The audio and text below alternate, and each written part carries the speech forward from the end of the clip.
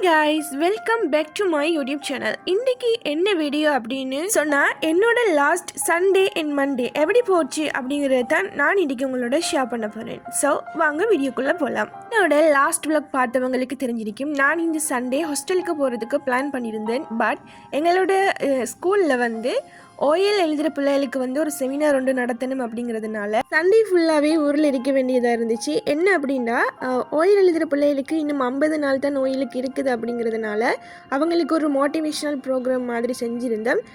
எங்களோட பெட்ச் எல்லாத்தையும் ஆர்கனைஸ் பண்ணியிருந்தாங்க. அதை முடிச்சுட்டு நான் மண்டே மார்னிங் தான் யூனிவர்சிட்டிக்கு போகிற மாதிரி இருந்தேன். லாஸ்ட் விளாகில் சொல்லியிருந்தேன், ஸ்ரீலங்காவோட கரண்ட் சிச்சுவேஷன்ஸுனால கொழும்புக்கு போகிற ட்ரெயின் வந்து ஸ்டாப் பண்ணியிருந்தாங்க. லாஸ்ட் வீக்லேருந்து தான் Colombo to Trinco and Trinco to Colombo ரெண்டுமே வந்து ஸ்டார்ட் பண்ணியிருந்தாங்க. ஸோ ட்ரெயினில் வந்து கொழும்புக்கு போகிறவங்க இனி போய்கொள்ளலாம். இன்றைக்கி மார்னிங்கோட என்ன நடந்துச்சு அப்படின்னு சொன்னால், நான் ஸ்டேஷனுக்கு வரதுக்கு முந்தையே ட்ரெயின் வந்து ஆல்ரெடி ஸ்டேஷனில் நின்றுட்டு இருந்துச்சு. நான் இன்றைக்கி நினச்சேன், இன்றைக்கி வந்து நம்ம ட்ரெயினை மிஸ் பண்ணிவிடுவோம் அப்படின்ட்டு. இறைவன் நாட்டம் இருந்ததுனால ஒரு வழியாக டிக்கெட்டும் எடுத்துகிட்டு ட்ரெயினுக்கு ஏறிட்டேன். இதில் வந்து இம்பார்ட்டண்டான இன்ஃபர்மேஷன் என்ன அப்படின்னு சொன்னால், பெட்டிக்குலோ டு கொழும்பு போகிறவங்க என்ன செய்யணும் அப்படின்னா, கல்லோய ஜங்ஷனில் வந்து இறங்கிட்டு திரும்ப ட்ரிங்கோ ட்ரெயினில் வந்து அவங்க மாற வேண்டி வரும். இதுக்கு முன்னுக்கு இருந்த சிஸ்டம் எப்படின்னு சொன்னால், நாங்கள் வந்து அதாவது ட்ரிங்கோலேருந்து வரவங்க கல்லோய ஜங்ஷனில் இறங்கி நாங்கள் பெட்டிக்குலோ ட்ரெயினில் ஏறுவோம். இப்போ வந்து அது மாற்றி நடக்குது. ஸோ பெட்டிக்குலோ டு கொழும்பு போகிறவங்க இதை கொஞ்சம் பார்த்துக்கோங்க. மார்னிங்கோட இந்த ட்ரெயின் ஜேர்னி அப்படிங்கிறது எவ்வளோ ஒரு பீஸ்ஃபுல்லான விஷயம் அப்படிங்கிறது உங்களுக்கு பார்த்தாலே தெரிஞ்சிருக்கும். கண்ணு கட்டிய தூரம் வரைக்கும் வயல் செஞ்சுருந்தாங்க, அதோட நிறைய பயிருமே செஞ்சுருந்தாங்க. ஏன் அப்படின்னு சொன்னால், இது ஒரு மாரிகாலம் அப்படிங்கிறதுனால எல்லாத்தையும் பார்த்து ரசித்து கொண்டே வந்தேன். அந்த ஸ்லோ மார்னிங் அப்படின்னு சொல்லுவாங்களே, அதே மாதிரி தான் இன்றைக்கி என்னோட மார்னிங் இருந்துச்சு.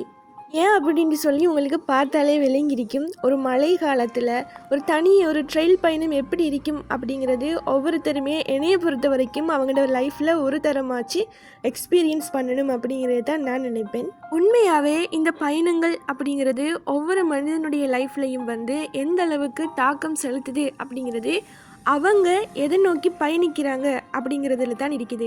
ஒவ்வொரு மனிதனுக்குமே அவனுடைய வாழ்க்கையில் பல பல பயணங்கள் இருக்கும்.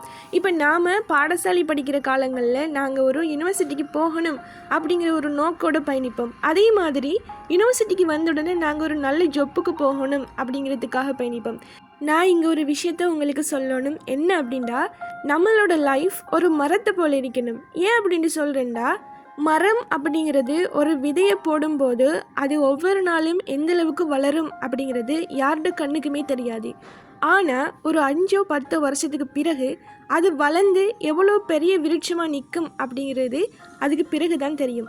அதே மாதிரி தான் எங்களோட லைஃப்லையும் நாம் நம்மளோட லைஃப்பை எந்த அளவுக்கு கொண்டு போகணும் அப்படிங்கிறதுக்கு ஒவ்வொரு நாளும் நம்மளுடைய எஃபர்ட்டை வந்து அதுக்காக போட்டுக்கொண்டு தான் இருக்கணும். ஒரு நாளுமே ஃபெடப் ஆகிடக்கூடாது அப்படிங்கிறது தான் இங்கே நான் சொல்ல வர விஷயம்.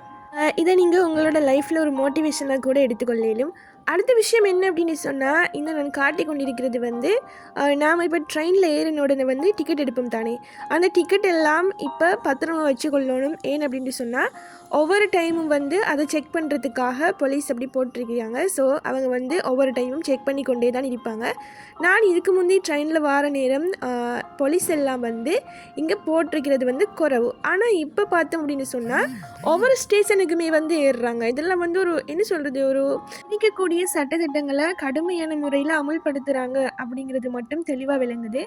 லன்ச் டைம் வந்ததுனால நான் வீட்டிலிருந்து கொண்டு வந்த என்னோட லஞ்சையும் வந்து முடிச்சு கொண்டேன். லஞ்ச் அப்படின்னு சொல்கிற நேரம் வந்து ரைஸ் கொண்டு வரல, சும்மா சாப்பிட்றதே கொஞ்சம் பெஸ்ட்டாக வந்து செஞ்சு எடுத்துகிட்டு வந்திருந்தேன். அம்மா செஞ்சு தந்திருந்தாங்க. ஸோ அதையும் சாப்பிட்டுட்டு அடுத்ததாக என்னோட ட்ரெயின் ஜேர்னி ஸ்டார்ட் ஆகிட்டு, நம்ம ஒரு இடத்துலேருந்து இன்னொரு இடத்துக்கு பயணிக்கிற போது நிறைய விஷயங்களை வந்து எங்களோட லைஃப்பில் நாங்கள் படித்துக்கொள்வோம். அந்த விஷயங்களில் ஒன்று தான் நல்ல மனிதர்களையும் பார்க்கலும் சில கெட்ட மனிதர்களையும் பார்க்கலும். அதே மாதிரி தான் என்னோட இந்த ஜேர்னிலையும் நான் ஒரு நல்ல ஒரு ஆளுமை ஒன்று சந்தித்தேன். அவர் குருணாகல் இருக்கக்கூடிய ஒரு சீனியர் லோயர் ஒருத்தர். அவரோட எக்ஸ்பீரியன்ஸையும் நாம் எப்படி ஃப்யூச்சரில் நல்ல ஒரு லோயராக வரலாம் அப்படிங்கிறதையும் நிறையவே வந்து சொல்லி தந்துட்டு இருந்தார். உண்மையிலே இப்படியான பயணங்களில் இப்படியான மனிதர்களை சந்திக்கிறது அப்படிங்கிறது உண்மையாகவே என்னையை பொறுத்த வரைக்கும் பிளெஸிங் தான். ஃபைனலாக கிட்டத்தட்ட 8 ஹவர்ஸுக்கு பிறகு நான் கொழும்புக்கு வந்துட்டேன். ஸோ காய்ஸ், இன்றைக்கான வீடியோ எவ்வளவு தான். இன்னொரு பியூட்டிஃபுல்லான விலாகோட நான் உங்களை மீட் பண்ணுறேன். Thank you for supporting me.